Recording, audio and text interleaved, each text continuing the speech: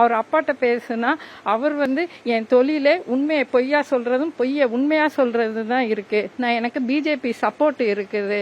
இது போக எனக்கு பிஜேபி சென்ட்ரல் கவர்மெண்ட்லேருந்து ஸ்டாண்டிங் கவுன்சிலுக்குள்ள போஸ்டிங் கொடுத்துருக்காங்க. அதனால எந்த டிபார்ட்மெண்ட்னாலையும் எந்த ஒரு டாக்குமெண்ட்டையும் நான் வந்து பொய்யா அங்க வந்து கொடுத்துருவேன்.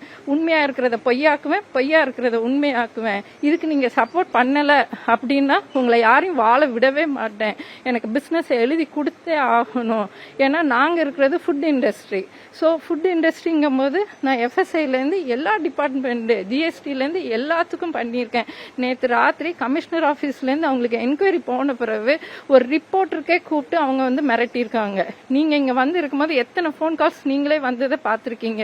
எல்லாத்தையும் நேற்று எனக்கு மிரட்டிட்டு டெலீட் பண்ணிட்டு இன்னைக்கு காலையில சாரி அப்படின்னு சொல்லி அகைன் வந்து மெசேஜ். இது எல்லாத்தையுமே உங்கள்கிட்ட நான் காட்ட தான் செஞ்சேன். இதுக்கு முன்னாடி பண்ண எல்லா இதுக்குமே ப்ரூஃப் எல்லாமே கன்சர்ன் டிபார்ட்மெண்ட்லயும் கொடுத்துருக்கோம். சிஎம் செல்லுக்குமே நேற்று வந்து இந்த இதை வந்து நாங்க ரிஜிஸ்டர் பண்ணியிருக்கோம். என்னை நம்பி நாங்க பாரம்பரியமா பண்ண தொழில், நாங்களும் பப்ளிக்கை நம்பி தான் இருக்கோம்.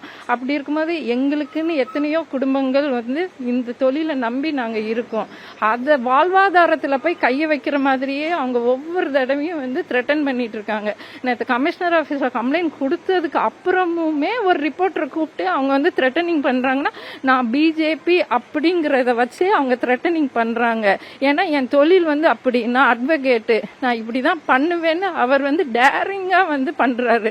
அப்போ நாங்க இதுக்கப்புறம் எப்படி நிம்மதியா வாழ முடியும்? என் பொண்ணை 1 மாசம் வந்து அவ்வளோ செலவு பண்ணி நான் கல்யாணம் பண்ணி வச்சு அதுவும் காணாதுன்னு சொல்லி எனக்கு வந்து கார் வேணும், தொழில் வந்து இப்பமே எழுதி கொடுங்க, இந்த மாதிரி பிசிக்கல் ஹராஸ்மெண்ட்டும் அவளை வந்து பண்ணியிருக்காங்க. அதனாலதான் நாங்க போய் கம்ப்ளைண்ட் ரிஜிஸ்டர் பண்ணோம்.